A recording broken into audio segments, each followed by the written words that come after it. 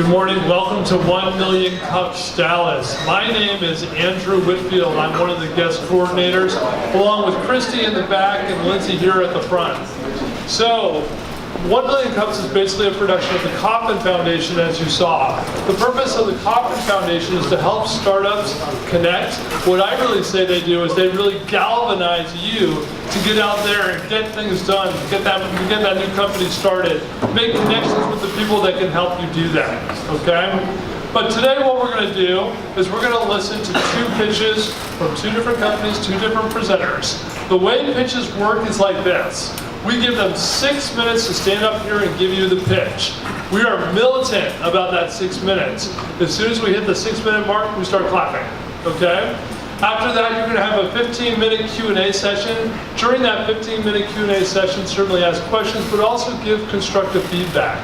For a lot of people, this is their first time up here presenting, so be kind, but definitely give them some good information to help them improve their presentation skills moving forward.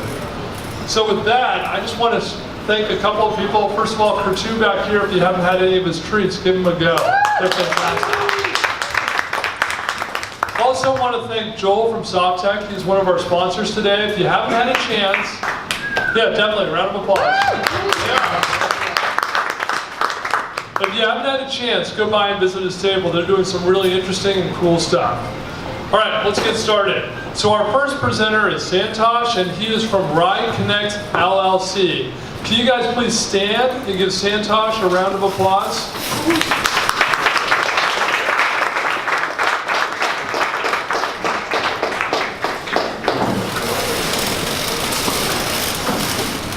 Hi guys. Thanks for coming. All of you have taken an Uber and a Lyft. You're really familiar with this model of ride sharing. But there's really a problem in the way people ride share. What happens today is the drivers can't connect with their customers directly. So the problem here is that there's a company in the middle between the drivers and the riders. And when drivers have to connect with a customer, or the customer has to connect with a rider, they don't have a choice except to go through this middleman. And that means that the drivers don't control when they have to make money, how much money they make, and they ultimately don't have control over their overall revenue potential. But there's also a problem for riders. The problems that riders have is that even though these companies do background checks, there are many cases where riders are exposed to greater risk because they really cannot choose who gives them a ride. Not only that, they have to take whatever fare the company levies on them. They can't negotiate with the driver. And this means that it could be really high, it could be reasonable, but ultimately you do end up paying substantially more over time than you would have initially thought. Lastly, there's no way that the drivers and the riders can have repeat business. So if you're going to have over time drivers that you do like and you do trust, you have no way of reaching back out to them unless you try something outside the system. So so what happens is, one of the other problems that riders have is that there are so many different transportation apps out there, and there's no way to consolidate all the different asks from the transportation providers. So the way things work today in this industry is that you have an app. The app is provided by a company. So in this case, if you took Uber, Uber provides you an app. And when you send a request, it only goes to the Uber company. That company charges you something. They hire a driver, send that driver over to you. Before and after that transaction, you can't communicate with the driver. And you can only keep in touch with the driver if you wanted to while in the ride. And they look down upon that, right? So what we're proposing is that take out the middleman and let the drivers and riders communicate in private communities so that they can negotiate rates, schedule rides, and figure out what works for them. We have an app called Ride Connect, and our app primarily is a private ride-sharing platform where Uber drivers and Lyft drivers can set up private communities of customers, and then they can have repeat business. Customers can go ahead and identify drivers that they trust or they have a relationship with financially so that they can give them repeat business. And this segues into into other use cases where families can set up a driver pool to go pick up their kids, which is not something you do with an Uber driver today. It's impossible. you can negotiate pricing. So rather than having some kind of a surge pricing or a flat fee, you can say, I'm going to pay you a monthly amount of money so that the driver can say, okay, I'll go pick up your kids, and then you can schedule when they need to be picked up, or for your church or this group or whatever it may be. And then user screening. So even though in today's case, those companies would do background checks, really your idea of privacy and trust is different from everybody else's. And so we partner with a company in California so that you can demand that drivers pass certain checks based on your requirement rather than a general requirement, which would include some of the general requirements. Our app is called Ride Connect. It's a dual-use app so that drivers and riders use the same app to schedule rides, negotiate pricing, and execute and deliver the rides. It's available for 99 cents in the stores today, and here's how it works. Once you install it, drivers and riders can send out a ride request just like your traditional ride-hail apps, and that'll go to all the drivers in the vicinity. Or you can schedule the rides. Drivers can also schedule their availability ahead of time. And then once they've done that, drivers can offer rides to riders, or riders can ask for rides from drivers. Our business model is a subscription-based model where we give a certain number of rides at no charge. We don't set the price. The driver sets the price with the riders. And so if they were to give free rides, we limit that to 10 rides a month. After which drivers have subscriptions that they can sign on to for various privileges within the platform.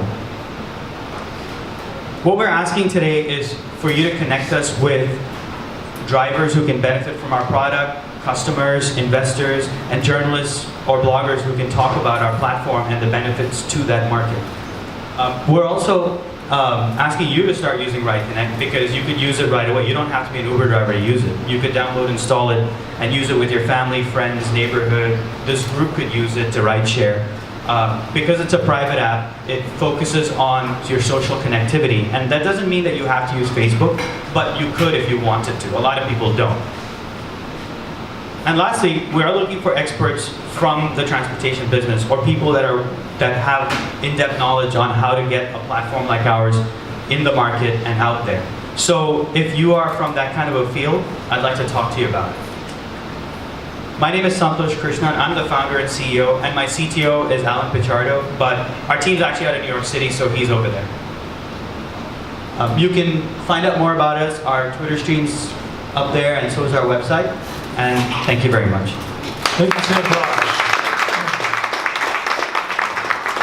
So with that, I'm going to open it up for questions. First question. So in the first use case that you talk about, taking the middleman out of the ride share, the Lyft and Uber type of ride share, a lot of the economies for those services comes from having many people, many drivers, many passengers or riders sharing in that. If you start a one-to-one negotiation, how is that different really than somebody calling a limo service? And where do the economies come from in that case? So what you can do with our platform is commercial drivers can make themselves available to the overall audience by passing certain background checks so that they can increase the level of privacy. And then when somebody wants to get a ride, they can just send a ride hail, and that'll just go out to all those commercial drivers. So that'll work just like what you're comfortable with on the Uber and Lyft platform. And then you have that section of the market that wants to know ahead of time how much they are going to pay, and then the negotiation comes in where they can say, like I can say, I'm willing to pay $10 to go somewhere. And that'll be visible to all the drivers who are in my community. So not just a single driver, but all the drivers. And so drivers can say, well, I'll charge you $12 for tolls as well. Another driver might say, you know what? You're my buddy, I'll give you a free ride, and then next time, you're gonna get me back on something else. So as a rider, I can get a response from more than one driver and pick the best deal that's coming back to me. Over here in the middle. So I assume that all your drivers are 1099s. Do you commercially insure all of your drivers, or do you mandate that they do that, or do you just wing it and hope that you don't lose your company? Well, that's a very good question. So our positioning is that we just provide the platform, and then the drivers and the riders are in a relationship directly. So the driver, pardon? So the third option is limited? Yeah, I guess you could say that, but having spoken to my lawyers, primarily it's not a bad option considering we're not actually running the car service. We don't even offer the car service. We just broker it. It's a lot like if you wanted to look at a lot of the platforms, CRM apps or whatever else where they're connecting your customers with your businesses, they're not actually doing your CRM. They're actually just a platform where you use their platform to connect with your customers. It's very similar to that, where as a driver, you're using our platform to schedule and manage the relationship with your customers. And so far, I think we're good on the legal side, but obviously there's more to it. What's your mitigation strategy for anti-platform legislation like they ran in Austin? So the city of Austin says no Uber, no Lyft because of background checks and other legislation. What's to say that the anti-platform legislation that you're trying to build your business model on doesn't expand to include new liabilities? What's your mitigation strategy? Well, so in an example like Austin, that's part of the reason why we have we're working with a company called Civic that would allow for drivers to go ahead and take certain background checks or whatever other steps are necessary to be a legal rideshare driver. And also as part of that to work with insurance companies, which we're already talking to Geico and a couple of companies to figure out what's the best way that a driver, like say I say that I'm going to give rides to my family, is that a rideshare or is that just me and my family? So to remove the gray area, make it much more clear, when do you need to have certain legal obligations completed versus when is it okay to not have that? Okay, one more question back here. Yeah, thank you. Nice job. Question like traction. I didn't really catch it. So you're in New York, the software design or the software developer, but where exactly are you? So a little background on that. Our company's out in New York City, but I moved to Dallas a couple of years ago, and our traction now, we released the apps in July. We have about 320 users with okay marketing, mostly email marketing, to about 4,000 users. And we have seen regular uses, but the app needs to go through a couple of iterations before we would see that uptake. We have to do some more marketing and some more outreach, which is something that we are working on. But right now we have about 300 users with 5 daily uses or 10 daily uses, depending on which market. More questions, feedback, recommendations? I know there's some burning questions out there. You can certainly go to our help website to get more information, help.rideconnect.com. I was going to say the negotiation part is something that I would not enjoy as a person. That's why I use a third-party Uber thing. But there is another ride service that caters to people who are concerned about the quality of the drivers. It's called Bubble here in Dallas. You might have heard of it. They hire off-duty police officers, and they mainly focus on kids in wealthy areas, I guess, North Dallas. I don't know. So let's take that as a quick example. They could do that with Ride Connect, where a group of individuals that want to offer that kind of a service could set up a rideshare community on Ride Connect, make it private. Well, it is private, but they could lock it up with a code and then only allow certain people to be ride sharers in there. So if they're offering their rideshare services to a certain type of rider, they can only invite those riders to be part of their community. And they wouldn't have to go develop their app, they wouldn't have to do the platform, they would just use our platform to set that up. So what's happening is there's a lot of fragmentation in this business. And so we're offering a platform that would allow people, anybody, to set up a very smaller size rideshare or a bus service. You could use a bus to do an Austin to Dallas transportation business using Ride Connect. And so I wouldn't be running the bus, you'd be running the bus, you wouldn't be doing the software, we'd just provide you the platform. One more question in the back. So I've driven for Uber before, and a good thing they do is if you're not going to make much money on a night, they'll give you guarantees or surge pricing. So what incentivizes people to drive for this service as opposed to Uber? Do they have the option of making more money, or is it going to fall under Uber? Well, the goal is to give Uber drivers the opportunity to make more money overall. But this goes back to us not actually being the rideshare company, us providing the platform. So our goal is to provide the drivers additional incentives or options that they could consume, like reaching more customers or providing additional levels of validation checks so that they have a broader reach, and giving ideas of, okay, well, there's activity in this area, so if you were to position yourself there, you get more customers to optimize their earning potential. But really, it's a relationship between us and the driver so that the driver can go make more money rather than us employing the driver and saying, we're going to pay you and we're going to guarantee you money. One thing I wanted to mention to your point is the negotiation is pretty much up to the rider and the driver. The rider can say that they're going to do a fixed price, or they can say that they're going to charge so much per mile or whatever that they want as a driver, and it's up to the rider to say, okay, well, that works for me, I just need a ride, or that doesn't work for me, but I'll tell you what, here's an alternative. So you have an option as a rider to just take the price and not really mess with it, just I'll take it, I just need a ride, or you can say, no, it's not going to work. More questions for Santosh, right here. So you're not competing with Lyft or Uber. You're just providing another tool for those drivers to increase their income and such, correct? Yes, that's right. So one of the use cases that we're looking at is, for example, a commercial driver can set up 4 cars under his label and create a rideshare community on Ride Connect and say, okay, all the people that need a ride, when they send a ride request to this community, it'll go to one of those 4 cars. And so the owner of the community would end up brokering the rates while the other drivers would end up delivering the service, and they would just do this whole negotiation and delivery within the app. So if you want to look at it as individual drivers and individual riders, then that's on one end of the spectrum. But if you look at an individual driver setting up a business around his transportation business, then he could use Ride Connect to grow that business by adding more drivers and setting different prices for different destinations. Question in the back.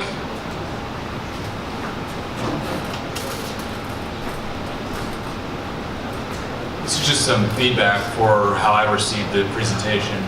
I think for me at least, the most compelling part of what you're saying is the kind of niche, sort of unusual use cases versus just going right up against Uber or Lyft. I think what's maybe more interesting is like you talked about carpooling, or what if a group of snowplow drivers or tow truck users could then use your platform to create an on-demand service. I think that might be more compelling because there's certainly no way you could do that with Uber. But to just say, these guys are probably they're safer, or you might know them, it just feels like a hassle to me as a rider. I think I would go with Uber, but if I had some unusual use case, I think that would be very, very interesting. You're right about that, and again, the challenge comes down to having too many different use cases in one presentation. So since everyone's familiar with Uber and Lyft, that's something that you can receive with much less effort. But you're 100% correct. The idea behind the way Ride Connect works is to allow circumstances like what you described, and also in cities where they don't have Uber and Lyft in the United States and other countries, where people in the city can just set up their own rideshare without having to be tech savvy or without having to go through the process of figuring out the business. You just install Ride Connect, get all your drivers to install it, and then set up the rideshare community, and then you can offer the transportation services for whichever mode of transport. I would say that for your particular pitch, I would add both. Have the comparison to Lyft and Uber, and then a more niche example to help people understand how you're different. Because right now, as an audience, I think we're trying to understand how you're different, and it wasn't clearly communicated. But I did a good job of showing how we're the same, so I'm a step ahead of last time. Taking baby steps, More questions? He's got a question there.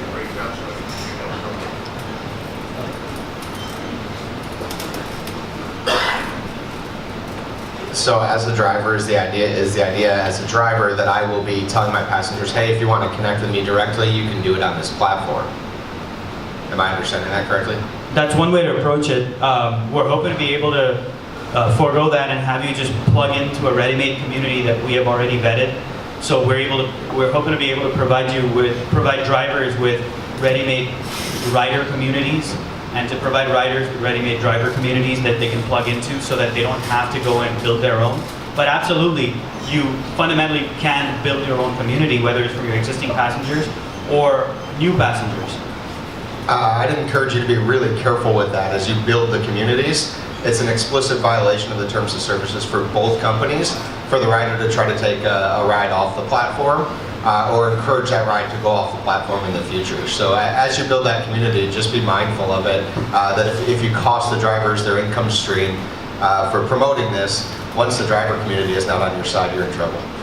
Well, you're right. And so we don't actually encourage the driver to go outside of the terms of service of Uber and Lyft, but the point is that it's up to the driver how they want to build their community. And as a business, we want to be able to provide that ready-made community so that they don't have to go out in the terms of service.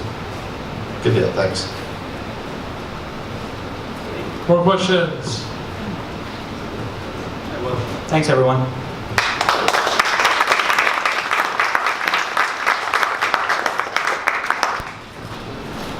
We recommend that you download the 1 Million Cuts app. It's a great way to see what's happening, and it's also a great way to really directly connect with your presenters. Secondly, I also wanted to hold on 1 second, to talk about Emmanuel right here. So Emmanuel is our ambassador to the DEC. The DEC is the Dallas Entrepreneur Center. And I'll tell you, I'm a member of this place, so what I can tell you is my experiences here have been a really good one. I've managed to make some really good connections with people that are sitting in the back right there. But also, this is a really great place to call home if you're planning on starting a company or if you are a small startup. Just yesterday, they had an excellent presentation about growing your small company. And what they talked about in this presentation is a lot of people just try to acquire customers, and they look at that acquisition is really important, but the only thing that they look at is whether or not that acquisition turns into conversions. And what this presentation did is talked about all that stuff in the funnel that you really need to know. So if you want access to information like that, joining the DEC is a really great way of getting that kind of information. So what I would recommend to you is that after this presentation, seek out Emmanuel. Emmanuel will give you a tour of the facility and answer any questions that you might have. So with that, I'm going to welcome Shonda from Shonda Productions to the stage. Can you please stand and give her an applause?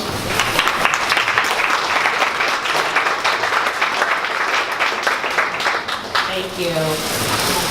Well, I committed the cardinal sin. I was going to get up here and tell you about how horrible my day was, but because I'm a videographer and I do run, it's called Showstopper Productions, I realized that as an audience, you don't care about me, and that's where a lot of people who start a business mess up. I am an advocate for video productions, videos for the entrepreneurs. That's what I do. I do videos for entrepreneurs, for social innovators, ministries, nonprofits, etc. And that is just basically to get to the heart of your message. That is why I do it. There are several reasons why you need video. And why, like I said, I committed the cardinal sin is because I'm up here telling you how horrible you're doing without video, and my videos are not working. So now you will see firsthand how boring it can be, but I'll try to liven it up. Because we do have Facebook Live, so if you don't have access to do a professional video, I still encourage you to do video because video is easily shared. That is the main reason that you should do video.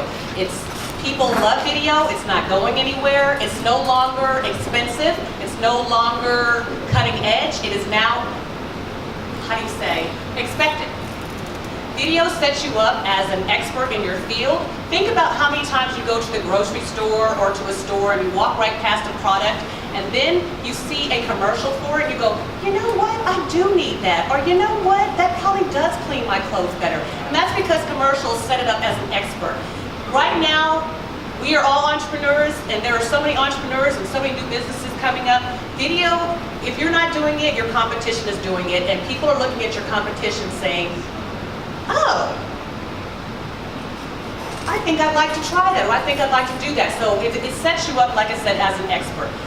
There are 3 things that I would like for you to remember about video, even though I don't have video to show you. It is stop, drop, and reel.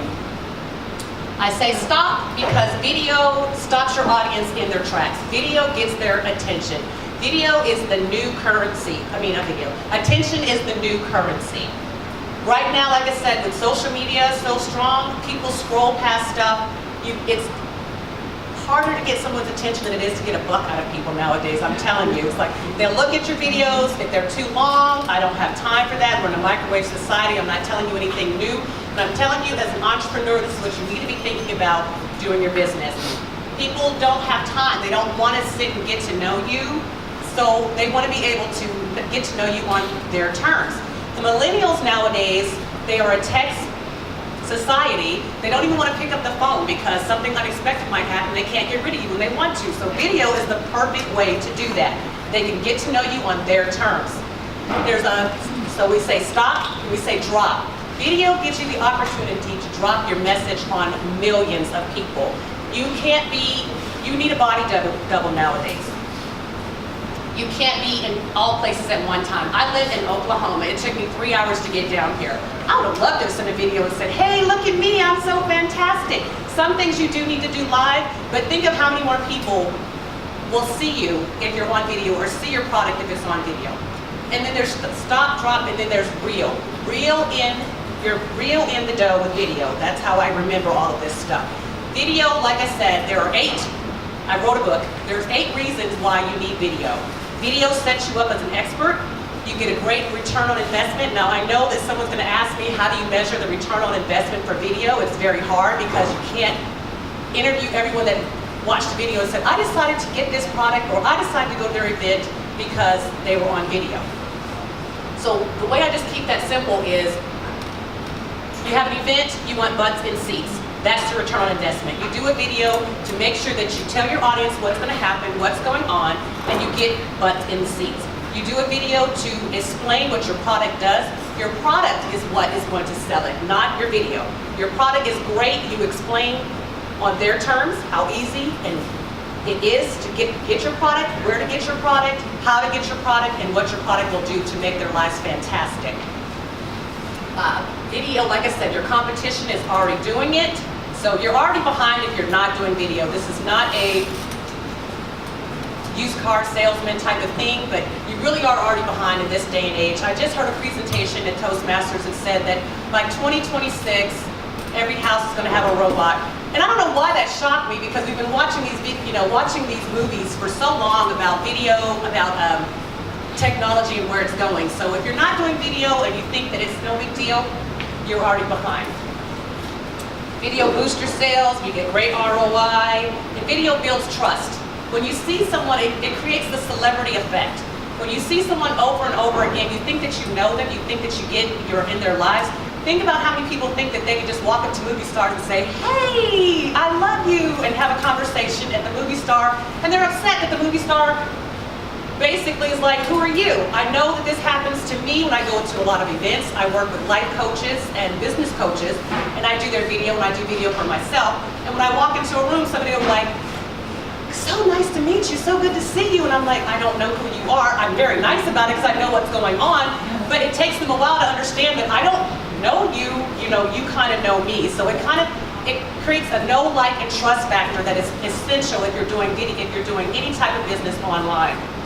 And Google loves video.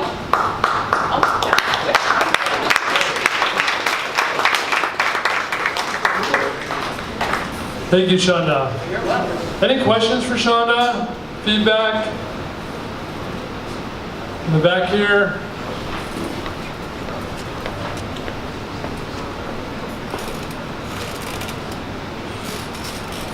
Okay, I'm sold on video. Video's good.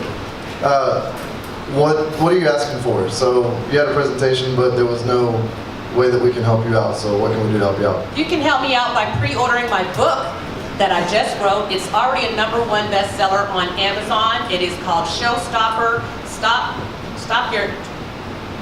being a secret, drop your message on millions, and reel in the dough. It's available on Amazon for pre-order for 99 cents.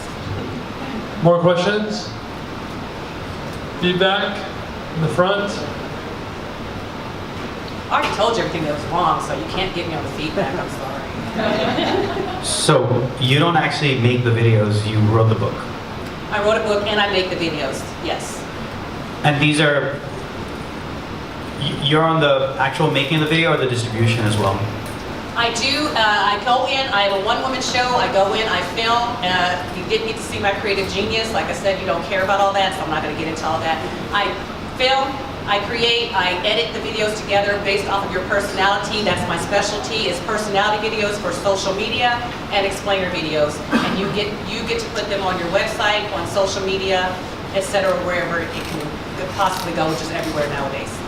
Right, so I guess what I'm trying to understand is the difference between, there's a lot of, if you go on YouTube or if you go anywhere out there, there's a lot of people that do this pretty well, and there's companies that offer the service. So what is the distinction between what you offer and what some of these other people offer?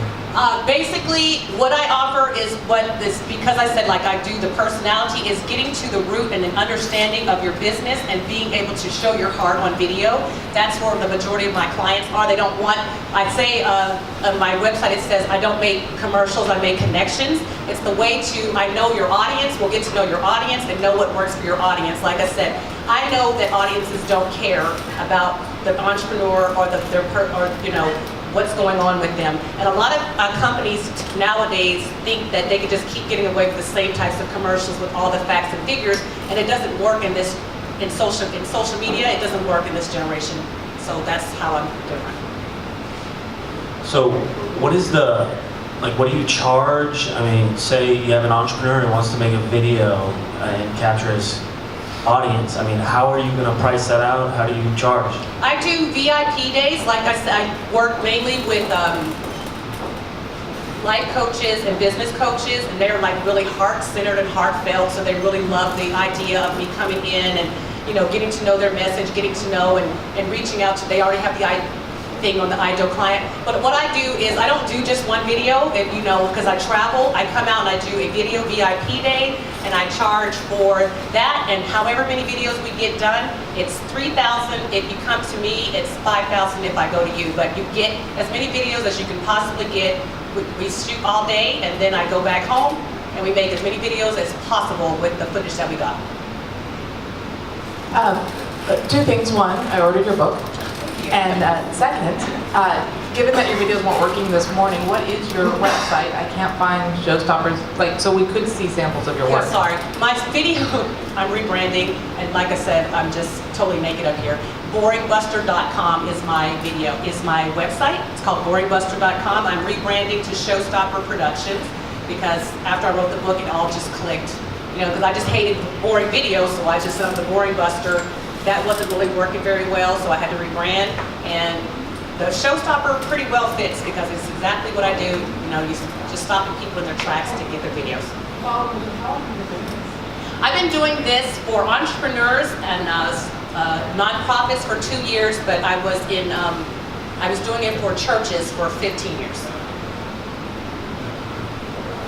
Another good place to find the URL is the 1 Billion Cups app. True. True. Any other questions? All the time. Is there a way, without having to go on to BoringBuster.com, that we can see or they can see any of your videos right now? Yes, I actually have my computer in the back. If you're interested, they're pretty zany. One of the things that I have to caution is because I'm a pretty zany person, and sometimes people think that you have to be zany, and that's why I said what makes me different is I focus in on you and the brand of your company, your branding, what your company is. I just did a video shoot for a technical college, and I had to do like 6 videos for them. They're opening up something new, and each section had a different type of feel, type of brand, type of personality. There was a commercial kitchen. I had to do a video for a commercial kitchen, and then we had to do things for 3D printer. 2 different things. Nothing is cookie cutter. It's all unique, and it expresses what you want expressed to your audience, how you want them to feel.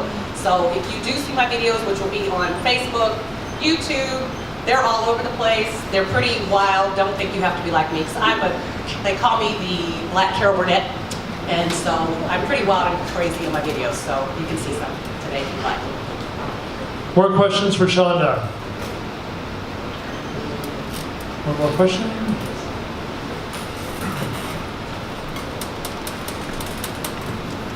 Since you have the expertise, what's changing on the distribution side of video? I mean, YouTube is becoming more mainstream or more legacy. For a new company, actually getting visibility seems to be the big challenge. What's going on now is Facebook and YouTube are not friends, so it's really good for the entrepreneur. If you put your videos on Facebook if you want them to be seen, don't put them on YouTube and then put them on Facebook, because Facebook does not play nice with YouTube. You put your videos on YouTube as well, because Google owns YouTube. So to be considered an expert in your field, I would put them on YouTube, because every time you Google, they love YouTube, so your video is going to come up on the first page when you Google. If you want to be seen, and Facebook is the place to be seen and to get your personality. You can be a little more social. YouTube is the place for explainer videos and things like that. So for a new company, definitely use both. Use them all, but definitely use those two. As an expert, I tell people all the time, don't just use one or the other, because they don't play nice together, and we want to get you seen. The more you're seen, the more that celebrity status kicks in, and people think that some celebrities can do no wrong, so we got to get you out there. Questions? Feedback? Okay, Shonda, I know you've already told us a little bit about it, but what specifically can this community do for you? You can go on my Facebook page, Showstopper Productions, LLC, and give me a like. And like I said, you can pre-order my book, because I'm really excited about that. I'm still traveling around doing the videos, but I feel like such an expert because I wrote a book. So if you wanted to, you could. That's what you could do for me, is pre-order my book. It's 99 cents until it is released.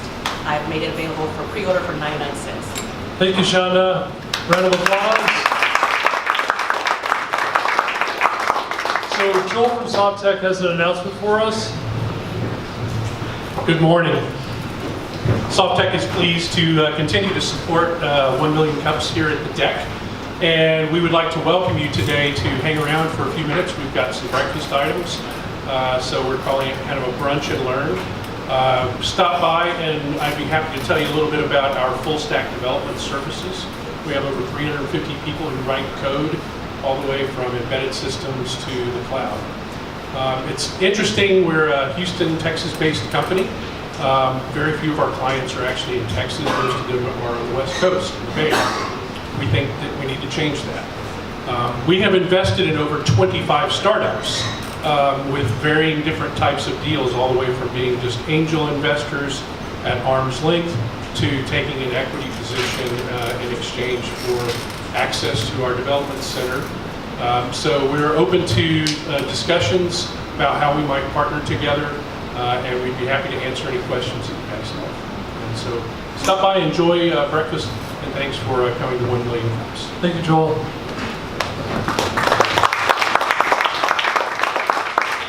So one last announcement. We won't be here the next 2 weeks.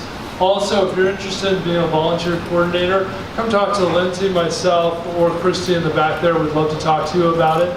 Otherwise, enjoy your day and enjoy your holiday, and we'll see you in 3 weeks.